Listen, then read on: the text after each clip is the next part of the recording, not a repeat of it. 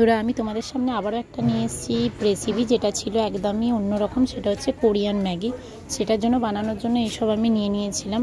আর কড়াইতে দিয়ে দিয়েছিলাম সর্ষের তেল, তার মধ্যে দিয়ে দিয়েছিলাম পেঁয়াজ। সেটা একটু নেড়ে ছেড়ে নিয়ে ভালো করে তার মধ্যে আমি দিয়ে দিয়েছিলাম ক্যাপসিকামটা দিয়েও আমি একটু নেড়ে ছেড়ে নিচ্ছিলাম।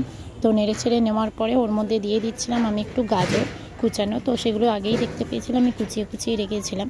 তার মধ্যে এটা দিয়ে দিলাম টমেটো কুচি দিয়েছিলাম, আগে থেকে কুচা করে রেখেছিলাম।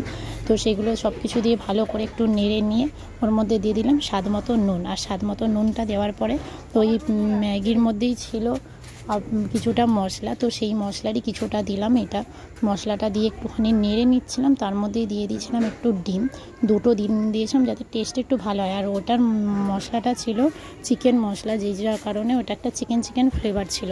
তো সেটা দেওয়ার পরে দিলাম জল পরিমাণ মতো, দেওয়ার পর ওর মধ্যেই দিয়ে দিয়েছিলাম ম্যাগিগুলো একটু ফোটানোর পর, জলটা ফুটে ওঠার পর। তো ভালো করে ম্যাগিটা সিদ্ধ হয়ে গিয়েছিল। তো সিদ্ধ হতে আমি জানাই আমার কোন ভিডিওগুলো তোমাদের ভালো লাগে, মানে ব্লগ ভিডিও নাকি কোনো রেসিপির ভিডিও নাকি আমার শর্টস ভিডিও।